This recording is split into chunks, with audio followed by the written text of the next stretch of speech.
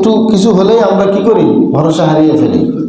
ভরসা হারানো যাবে না। আল্লাহ পাক বলেছেন ফাইদা আযামতা ফাতাওয়াক্কাল আলাল্লাহ, যখন তুমি কোনো বিষয়ে ইচ্ছা পোষণ করবে, কোনো বিষয়ে সিদ্ধান্ত নিবে, তখন তুমি আল্লাহর উপরে ভরসা করো, কোনো কারো উপরে ভরসা করার দরকার নেই। এই যে দেখুন, আমরা যখন বাড়ি থেকে বের হয়ে সফরে বের হই, তখন আল্লাহর নবী আমাদেরকে একটা দোয়া শিক্ষা দিয়েছেন, ছোট্ট একটা দোয়া, বিসমিল্লাহি তাওয়াক্কালতু আলাল্লাহ লা হাওলা ওয়ালা কুওয়াতা ইল্লা বিল্লাহ। এই যে এইটুকু অন্তত দোয়া, এইটুকু কিন্তু আমরা অনেকেই পারি মোটামুটি। বিসমিল্লাহি তাওয়াক্কালতু আলাল্লাহ। আপনি বাড়ি থেকে বের হয়ে দোকানে যাচ্ছেন, এটা বলবেন।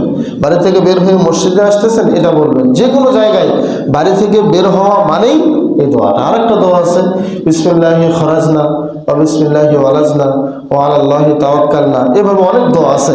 তো এইটুকু সংক্ষিপ্ত একটা দোয়া, বিসমিল্লাহি তাওয়াক্কালতু আলাল্লাহ লা হাওলা ওয়ালা কুওয়াতা ইল্লা বিল্লাহ। দেখেন, বাড়ি থেকে বের হওয়ার সময়ও আল্লাহর প্রতি ভরসা রাখার কথা, স্মরণ রাখার কথা আমাদের শিক্ষা দিয়েছেন মুহাম্মদ রাসূলুল্লাহ সাল্লাল্লাহু আলাইহি ওয়াসাল্লাম।